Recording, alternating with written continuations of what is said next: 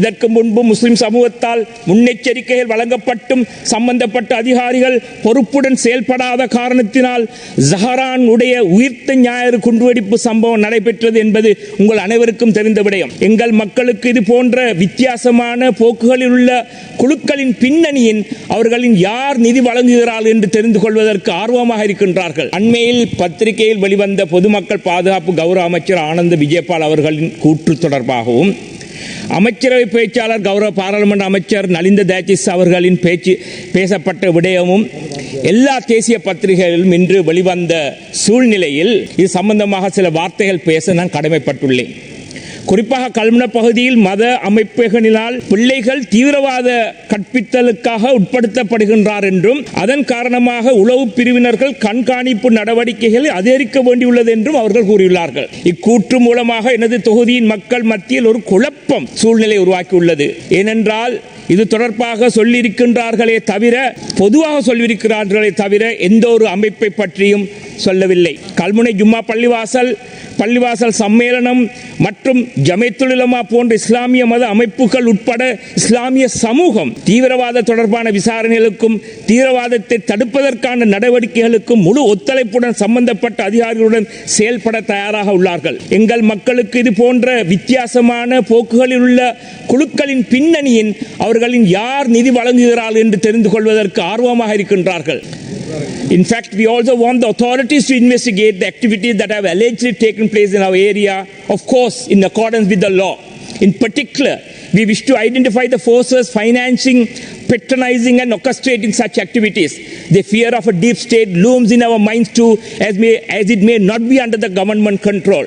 ஏனென்றால் இதுவும் ஒரு டீப் ஸ்டேட் நடவடிக்கையாக இருக்கலாம். அப்படி என்றால் சில நேரங்களில் அரச கட்டுப்பாடை மீறி சம்பவங்கள் நடைபெறலாம். ஆனால் இந்த புலனாய்வு விசாரணையும் சட்டத்துக்கு அமைவாக நடத்தப்பட வேண்டும் என்பதையும் இங்கே வலியுறுத்தி கூற விரும்புகின்றேன். இதற்கு முன்பு முஸ்லிம் சமூகத்தால் முன்னெச்சரிக்கைகள் வழங்கப்பட்டும் சம்பந்தப்பட்ட அதிகாரிகள் பொறுப்புடன் செயல்படாத காரணத்தினால் ஜஹரான் உடைய உயிர்த்த ஞாயிறு குண்டுவெடிப்பு சம்பவம் நடைபெற்றது என்பது உங்கள் அனைவருக்கும் தெரிந்த விடயம். அது ஒரு டீப் ஸ்டேட் நடவடிக்கையாகத்தான் நாங்கள் கருதுகிறோம்.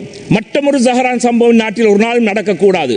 We do not want another incident where, despite early warnings and cooperation by the Muslim community, authorities have failed to act in a timely, responsible manner. In fact, there is a prevalent culture of early warning within the Muslim community that need to be nurtured and respected. நாளை எங்கள் மீது பழி சுமத்த பல தீய சக்திகள் முயற்சி செய்யலாம். அமைச்சர்களின் கூற்றுக்களை தங்களுக்கு சாதகமாக பயன்படுத்திய இந்த தீய சக்திகள் நிச்சயமாக முயலும். ஆகவேதான் தீவிரவாதத்தை தடுப்பதற்காக நாங்கள் கல்முனை வாழ் முஸ்லிம் மக்கள் எப்பொழுதும் ஒத்துழைப்பை வழங்குவதற்கு தயாராக உள்ளோம் என்று மிக தெளிவாக செய்தியை இங்கே சொல்லி வைக்க விரும்புகின்றேன். இருந்தாலும் அதிகாரப்பூர்வ அறிவித்தல்கள் தேவையற்ற பயம் மற்றும் சந்தேகங்கள் உருவாக்காமல் இருப்பதை உறுதிப்படுத்துவது அரசாங்கத்தின் கடமை. ஆகவே இப்படிப்பட்ட பொதுவான கூற்றுக்கள் மூலம் முஸ்லிம் சமூகத்தின் இஸ்லாமிய தீவிரவாதம் செயல்படுத்துகிறது என்று பழைய தப்பான அபிப்பிராயம் உருவாக்கப்படலாம் என்று அச்சம் உருவாகியுள்ளது. இந்த பதத்தை வைத்தே பேரினவாத தீவிரவாத சக்திகள் எங்களை முடக்க முயல்வார்கள் என்பது மறந்துவிடக்கூடாது. உண்மையிலேயே இஸ்லாமிய தீவிரவாதம் என்பது என்ற பதமே அடிப்படையில் இஸ்லாமிய கொள்கைகளுக்கு முரண்பட்டது என்பதை நான் ஆணித்தரமாக கூறுகிறேன். ஆகவே அமைச்சர்களின் கூற்றுக்களை தெளிவுபடுத்தி ஒரு அறிவிப்பு கௌரவ அமைச்சரினால் வழங்கப்பட வேண்டும் என்றும் தாழ்மையிடம் கேட்டுக்கொள்வதோடு இது சம்பந்தமாக உரிய புலனாய்வு அறிக்கையின் அடிப்படையில் எடுத்துக்கொண்ட நடவடிக்கை என்னவென்று தெரிந்து கொள்ள விரும்புகின்றேன். மேலும் நோன்பு ஆரம்பிக்கப்பட்ட சூழ்நிலையில் இலங்கை ஒளிபரப்பு கூட்டுத்தாபனம் இஃப்தார் முஸ்லிம் நிகழ்ச்சியை மிக சிறப்பாக நடத்தி கொண்டிருக்கின்றது. அதன் காரணமாக பல கோடிக்கணக்கான வருமானம் முஸ்லிம் வர்த்தகர்கள் விளம்பரங்கள் மூலமாக கொடுத்துக் கொண்டிருக்கிறார்கள்.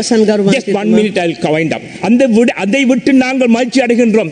ஆனால் ஏறத்தாழ 75 வருடங்களுக்கு மேலாக இலங்கை ஒளிபரப்பு கூட்டுத்தாபனத்தினால் இரவு வேளையில் ஒளிபரப்பு ஆகும் ஒரு மணித்தியான இஸ்லாமிய நிகழ்ச்சியை நேற்று தொடக்கம் 15 நிமிடங்களாக குறைத்து 45 நிமிடங்களாக முடக்கிவிடப்பட்டிருக்கிறார். உடனடியாக இதை நிவர்த்தி செய்து மீண்டும் இஸ்லாமிய நிகழ்ச்சியை ஒரு மணித்தியானத்துக்கு ஒதுக்கப்பட வேண்டும் என்று கேட்டு விடைபெறுகிறேன். நன்றி. தேங்க்யூ. வீடியோக்களை மிஸ் பண்ணாமல் பார்க்க இன்றே ஷார்ட் நியூஸ் யூடியூப் சேனலை சப்ஸ்கிரைப் பண்ணுங்கள்.